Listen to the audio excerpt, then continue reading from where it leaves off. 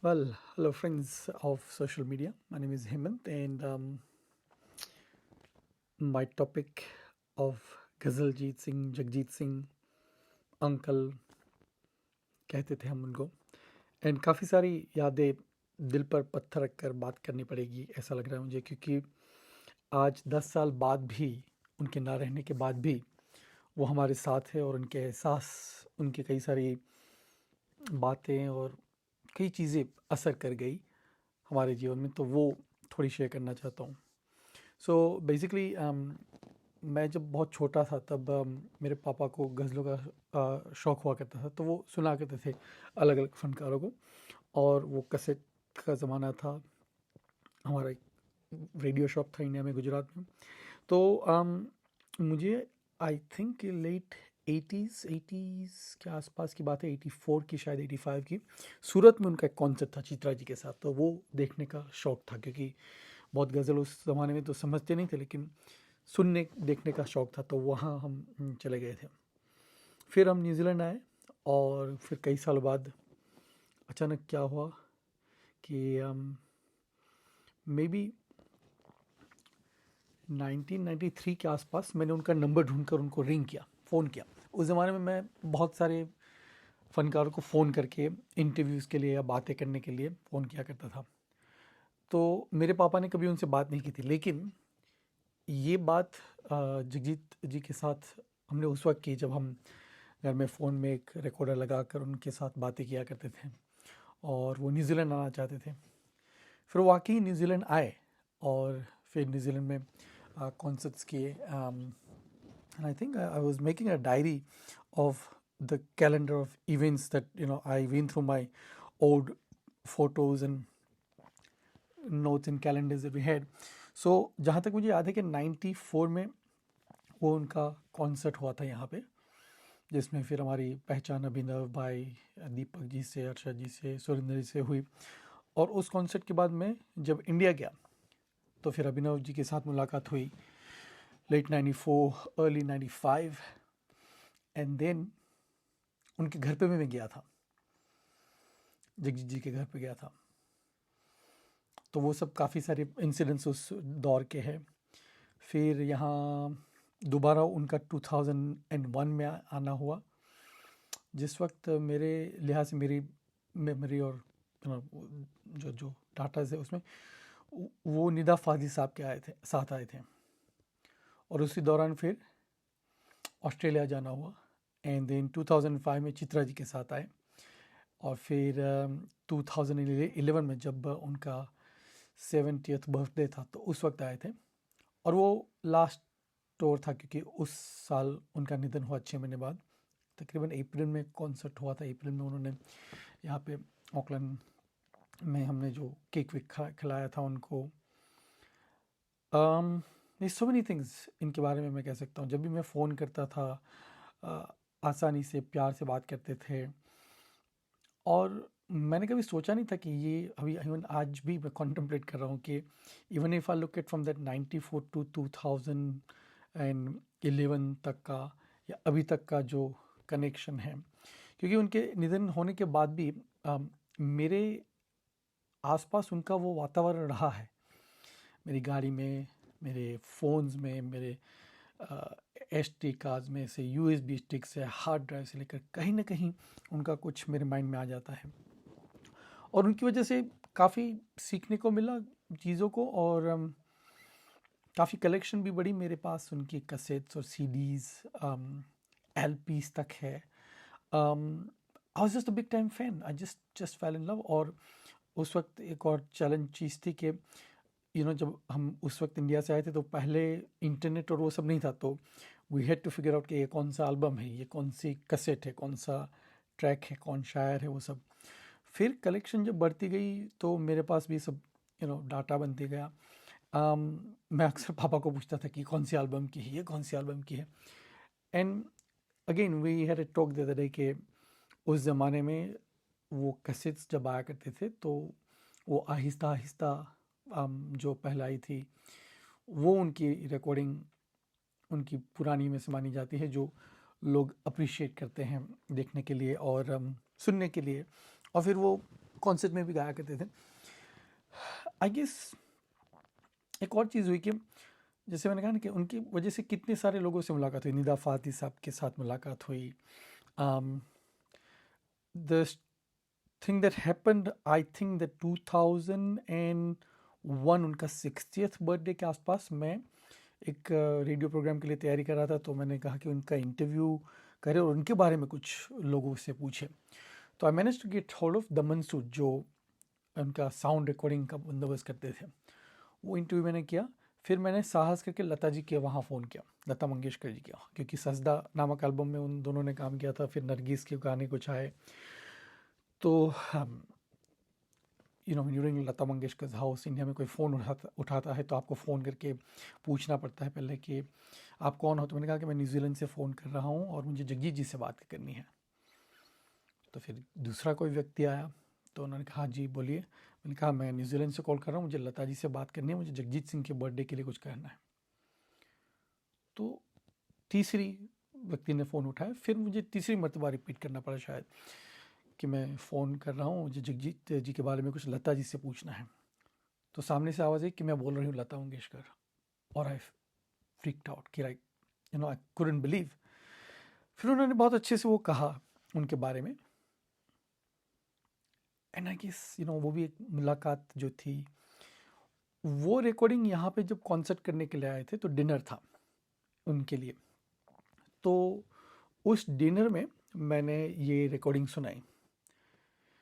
तो फिर उन्होंने अपने म्यूजिशियन से कहा कि हेमंत से कहो कि इसका रिकॉर्डिंग मुझे चाहिए। तो फिर रातों रात मैंने वो सीडी में बर्न करके दूसरे दिन एयरपोर्ट पे जाते वक्त दिया। आई मीन ही टुक कई सारे कागज़ की कश्ती जैसी डॉक्यूमेंट्री में कई सारे लोगों ने उनके बारे में कहा। He took the care of the artist like anything, के बच्चों की तरह। याद है कि पहली ट्रिप में हम हैमिल्टन कहीं कोई फार्म हाउस पे गए थे, वहाँ फिर रात को देर में खाना वाना खा के आए थे और पूछते रहते थे कैसे हो खाया ये सब ना। द लास्ट टूर की एक और बात याद है कि उस दिन रात को कॉन्सर्ट के बाद आई थिंक रेस्टोरेंट्स वगैरह बंद हो गए थे। तो हम गए होटल में, वहाँ पे ही खाने का बंदोबस्त करना पड़ा क्योंकि बहुत देर हो गया था। And I think was at sky city. तो उनके रूम या किसी आर्टिस्ट के रूम में सब खाना आया और सब ले रहे थे। नाउ जगजीत सिंह साहब खुद अपना खाना ले रहे हैं और दूसरों को पूछ रहे कि तुमने लिया कि नहीं। मतलब कि सम रेयर मोमेंट्स उस ट्रिप में जब मैं इंडिया उनके घर पे गया था, तो उनके जो कुर्ते होते हैं तो उसकी सिलाई वाला दर्जी उस टाइम पर आया। एंड छोटी छोटी ये चीज़ें, मतलब कि I can just go on. Jagjit Singh साहब के साथ इतना एसोसिएशन 18-20 ईयर्स का जो मैंने कांटेक्ट में मेरे हुआ। तो वो कुर्ता जो था वो नाप से नहीं बना था, तो उस दर्जी को उन्होंने बताया। Then the tailor said no, नहीं सर, जो नाप लेके गया था वही बना था। तो उन्होंने अपना जो घर पे कुर्ता था और जो बाहर से लेके आया था, दोनों को ऐसे कंपेरेटिवली रखा और कहा कि देखो इतना बड़ा आपने सिया है तो छोटा करना पड़ेगा। तो मतलब कि पोलाइटली, नाइसली। एंड कहते कहते कि फ़ोन पे कि इंडिया जब आना तो चीज़ लेके आना। उनको चीज़ का शौक़ था। चीज़ ऑफ कोर्स न्यूजीलैंड की अभी भी मशहूर है दुनिया में। And then so many things कि कितने सारे आर्टिस्ट को उन्होंने प्रोत्साहन दिया जो बड़े बड़े गायक कलाकार फनकार बने। और उनकी कई सारी कलेक्शंस के लिए मैं I spent huge amounts of money, पर क्योंकि वो पैशन था, उनकी आवाज़ का जादू था, कलेक्शन था। I started sharing stuff on internet and then people started connecting. एक हमारे दोस्त है नरेश कुमार जो यूएस में रहते हैं। इन 2007 में I was going to Barbados for the cricket world cup, तो उस वक्त मैं उनसे भी मिला। And Naresh bhai was like brother to me. He just said Hemant bhai ये एल्बम आया है, मैं आपको कुरियर कर देता हूँ before I can order it, because that time you had to go to the online sites and order it. And कब आता था, और हम दोनों कांटेक्ट में रहते थे कि क्या आ रहा है हमको पता चल जाता था। जब भी मैं फ़ोन करता था कि अंकल ये एल्बम आया, उनसे आपको पता है सब, आपको कैसे पता चलता था। यू जस्ट लाइक दैट ना। एक मरतबा मैं रेडियो तराना पे था, मुझे कुछ क्लासिकल राग के बारे में जानना था, तो पिंपलासी राग के बारे में। तो वो रिकॉर्डिंग भी कहीं पे मुझे ढूंढनी होगी। तो मैंने वो उनसे पूछा, तो he started singing on the phone. मतलब कि वो तान लगाए, वो आलाप लगाया, वो सुर गाए, कौन सा नगमा बिम्पलासी भी है. Not many people would do this, just like very humbly he would do that. And मजाकिया भी थे और आर्टिस्ट की केयर भी की. और ऐसे ऐसे मेरे लिए my father was possibly the first connection. उनके लिए भी एक ब्लेसिंग रहा कि हम हमारा उनसे मिलना हुआ. ब्रदर ने भी उनके साथ शोज़ ऑर्गेनाइज किए. चित्रा जी के साथ भी मुलाकात हुई. And great loss 10 years later भी मैंने कहा ना कि ही जस्ट पॉप्स इन. ही जस्ट एक कोई मुझे गज़ल का ना कभी कभार क्या होता है कि एक मुखड़ा याद आ जाता है या कोई अंतरा याद आ जाता है, फिर मैं ढूंढता हूँ, सोचता हूँ. एंड अब शायद माइंड में वो बैठ ही गया है कि कौन से एल्बम की कौन सी वो गज़ल है. एंड अभी किसी ने शेयर किया, मुंह की बात सुने कई, दिल की बात समझाए कौन. And I knew it was Nida Fazli in search नामक एल्बम. एंड बिकॉज इतनी मर्तबा उनको सुना है और अमेजिंग इकोज सुन के आई गो इनटू ट्रांस. कुछ स्मूल पे मैंने अभी कुछ उनकी गज़लें गाई जो दिल से गाई, मतलब कि of course I am not as good as him, पर एक चीज़ है कि वो गाते हैं ना तो भी उनका एहसास एक ऐसे अपने अंदर आ जाता है. एंड म्यूजिशियंस अमेजिंग, जब भी बात होती है अभिनव भाई से, we still connected. And just कि ये सब आर्टिस्ट भी, दीपक पंडित भी बड़े म्यूजिशियन बन गए हैं. सुरेंद्र जी का भी फेसबुक पे वीडियो देखते हैं, वो संतूर बजाते रहते हैं. सो इट्स जस्ट ग्रेट कि उन्होंने कई सारे आर्टिस्ट को इतना प्यार दिया. रोनू मजुमदार का भी इंटरव्यू कल मैं देख रहा था जो पिछले साल उन्होंने रिलीज़ किया था. एंड हर एक एल्बम मेरे पास है. I just don't want to release that. मुझे याद है कि एक सजदा नामक जब एल्बम आया था तो वो एक मखमली कैसेट डिब्बा जैसा था, उसमें आया था. तो ऑकलैंड में हमारे एक शॉप से मैं लिया करता था.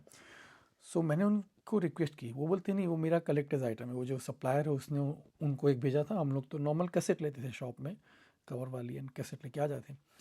वो लेने के लिए मैंने जिद कर दी. मैंने कहा देखो मैंने आपको पास बहुत सीडीज़ और सीडीज़ एंड कैसेट्स पहले लिए थे, तो मैंने कहा कि नहीं, I have to take this is mine and I still have it. And this is like cassette ही है जो आप सीडी में सुन सकते हैं, गाना या सावन में सुन सकते हैं, ऑनलाइन देख सकते हैं, यूट्यूब वगैरह. बट मुझे वो चाहिए था. And because it was Jagjit Singh. I think it was that 94 के बाद आई थिंक 1999 में हमारा इंडिया जाना हुआ, तो we went to Baroda. And Baroda में उनका कॉन्सर्ट था. तो जैसे पता चलता है you just end up going there. 94 यहाँ के कॉन्सर्ट के बाद बॉम्बे गया, तो अभिनव भाई ने कहा कि कॉन्सर्ट है शाम को आ जाना. And they will just they arrange those tickets and everything. So it was just blessing. But Baroda concert का क्या हुआ कि हम तो गए एंड बड़े बड़े लोग भी गद्दे पे आगे बैठे हैं, कुछ 10,000 लोग ओपन में, और आई थिंक थोड़ा विंटर कूल भी था. नवंबर दिसंबर जनवरी का समय था. तो हम लोग आगे बैठे हैं, हमारे साथ एक बच्चा भी था साइड में बैठा हुआ, और मैं और मेरा ब्रदर. तो बच्चा रे जेम्स कह रहा था. एंड इंडिया में मैं कई सार मरतबा रेडियो पे एग्जाम्पल लेता हूँ कि रे जेम्स ना हमारे यहाँ एक वो छोटे पिबल्स हुआ करते थे M&M's की तरह. तो मैंने कहा कि बच्चा ये क्यों कह रहा है, पर मेरे को स्ट्राइक बाद में हुआ कि वो जो रे जेम्स नामक एल्बम था, जब उनकी पहले की जो गज़लें थी वो हुआ करती थी. एंड आई वाज अमेज्ड कि ये छोटा बालक बच्चा जगजीत साहब की रे जेम्स की बातें कर रहा है. एक रिकॉर्डिंग मुझे नहीं मिल रही है, वो जो ताजमहल पर जब इंडिया के सभी परफॉर्मर्स ने सारेगामा के लिए वो प्रोग्राम किया था, वो माइंड ब्लोइंग था. पर that possibly around 94 I went to Surat and recording करने का शौक था. टीवी पे कुछ आता था, रिकॉर्ड कर लेते थे, वॉकमैन साथ में था. And I was in the kitchen मेरे मामा के वहाँ पे, और टीवी पे सारेगामा रहा है और जगजीत सिंह साहब यमन के गाने गा रहे हैं. Put my recorded the thing, looked for it, and वो बैठ गया. सीने में सुलगते हैं चंदन सा बदन, कभी कभी होठों से छू लो तो मिट्टी दबावा. मतलब कि वो जस्ट बैठ ही जाता है. एंड देन उनके डिवाइन एल्बम्स, उनके कई सारे albums. I was in Mauritius, when for the awards from India to Mauritius. तो वॉकमैन लगा के वहाँ पे लोकल रेडियो सुन रहा था, इन्हें गज़ल आई, खुमारे दिल की महकती हवा में जीते। अब क्या करे इंसान, कैसे रिकॉर्ड करे? तो हेडफोन को मेरे मोबाइल में, मैंने उस टाइम पे मोबाइल आ गया था तो उसमें रिकॉर्ड कर लिया। फ़ौरन नरेश भाई को भेजा, मैंने बोला ये क्या है, ये कौन? उन्होंने कहा आई थिंक लीला नामक के एल्बम की है। मतलब just you name it. And Jagjit Singh साहब का वो कनेक्शन मेरे साथ, उनका कुछ ना कुछ मुझे मिल ही जाता था। अभी वो घनश्याम नयनमा गुजराती एक गीत है, वो सुमन कल्याणपुर जी के साथ गाया, एंड बस वो माइंड में बैठ ही जाता है। And then he comes and he doesn't go. That's the thing. Jagjit Singh साहब का एक चीज़ मेरे साथ, कि वो जब आते हैं ना तो वो चलता रहता है मेरे माइंड में। जब तक मैं वो सुनूं नहीं, जब तक मैं उसको इन्जॉय नहीं करूं, चाहे वो हेडफोन लगा के या गाड़ी में। एक दफ़े क्या हुआ कि गाड़ी में जो प्लेयर होते हैं उसमें हम लोग एसडी कार्ड में चीज़ लगाया करते थे, पहले सीडीज़ लगाया करते थे, तो सीडीज़ का डिब्बा होता था। तो वो एसडी कार्ड मैंने लगाया, एंड आई थिंक उसमें सभी उनके एल्बम थे। एंड वो एसडी कार्ड में शायद हफ्ते 2 हफ्ते सुनता रहा, हर एक एल्बम। जैसे कि एक में आप इन सच आ जाता है, फिर सजदा आ जाता है, फिर इकोज आ जाता है, you just listing, driving around, doing things. He just stayed, and I couldn't remove the SD card for long time. कहीं भी उनकी रिकॉर्डिंग्स मैंने की थी, वो मेरे पास होती थी, वो अचानक सामने आ जाती है, अचानक यूएसबी आ जाता है ना, लाइक अरे उसमें ये अच्छा है, उसमें वो अच्छा था। सो एंड बियॉन्ड टाइम नामक जो बुक था वो उन्होंने ऑटोग्राफ करके दिया था। And I am Jagjit Singh साहब की, जैसे मैंने कहा ना कि मेरे लिए बहुत बहुत करीब रहे, और मेरी खुशकिस्मती ऑनेस्टली कि उनके साथ इतना गहरा संबंध रहा। दैट 2011 कॉन्सर्ट के लिए जब आए थे, जो 70th ईयर का कॉन्सर्ट था, तो केक खिलाने का सिलसिला हुआ। तो मैं तो फोटोग्राफी तो मेरे कंप्यूटर में वो रिकॉर्डिंग में मिली। आई गॉट अ फोटो जब मैं उनको केक खिला रहा था, फिर उन्होंने केक मुझे भी खिलाई। तो मतलब कि to get a cake from Jagjit Singh sahab is just like a blessing. And मेरे डैड भी कहा करते थे कि तुम इनको अंकल बोलते हो जैसे तुम्हारे खुद के अंकल है, पर नहीं, वाकई वो रिश्ता ही ऐसा था। एंड आई होप कि मैंने कुछ दिल की बातें क्या सोच रहा था कि मैं करूं, कभी कभी मैं रखूंगा इसको सोशल मीडिया पे, कोई बाद में देखेगा और जगजीत सिंह साहब को और अप्रिशिएट करेगा। यही मेरा मकसद है कि उनको मैं शेयर करता रहूं। मेरे पास वो आर्टिकल भी शायद कंप्यूटर में, अब मेरा हार्ड ड्राइव रिकवर हो गया था। अली पीटर जॉन साहब ने स्क्रीन मैगजीन में उस टाइम पे एक कॉलम में लिखा था कि मदर टेरेसा टचेस, और both mother Teresa and Jagjit Singh heal people. Mother Teresa heals people by touching them, and Jagjit Singh heals people through his voice। क्या बात है, वही है कि गीत, गज़ल, अलग अलग भाषा के गीत, भक्ति गीत, क्लासिकल किस्म के गीत, कॉन्सर्ट्स, बहुत बड़ी लेगेसी छोड़ गए हैं, और कई सारे लोगों को प्रभावित भी कर गए हैं। एंड ऐसे इंसान बार बार नहीं आते। सो आपके पास भी जगजीत सिंह साहब की कोई रेयर चीज़ हो, रिकॉर्डिंग हो, तो do give it to me. मेरे एक दोस्त इंडिया में हरपाल, वो भी शेयर करते रहते हैं, वो भी बहुत बड़े फ़ैन हैं। तो अच्छे अच्छे दोस्तों का शुक्रिया अदा करता हूँ। कुछ वेलिंगटन में, कुछ ऑकलैंड में हैं, और ये ऑलमोस्ट 18-20 ईयर्स का अनुभव जो उनके साथ रूबरू रहा है, it's a blessing for me that I can never forget. And he lives in मी।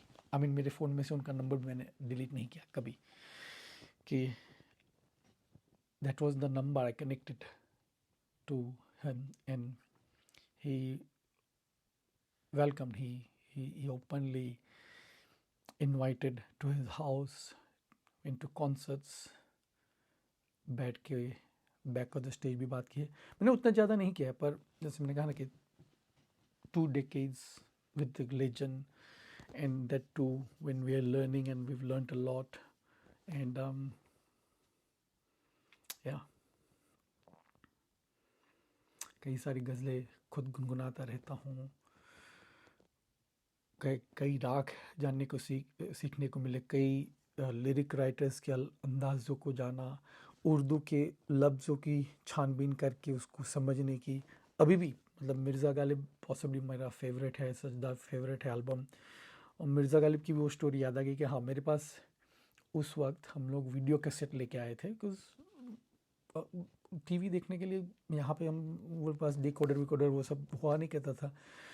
तो वो कैसेट देखकर इतना लगा हो गया था, एंड यू कैन इमेजिन कि even that must be in the 90s 92, हम तो छोटे थे, तो वो कनेक्शन उस उर्दू एक ज़माने की एक हिस्टोरिकल एरा की बातों के साथ जुड़ गए।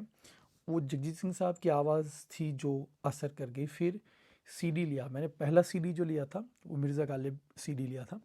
मेरे पास सीडी प्लेयर नहीं था, और उस वक्त सीडी खरीदना महंगी चीज़ थी।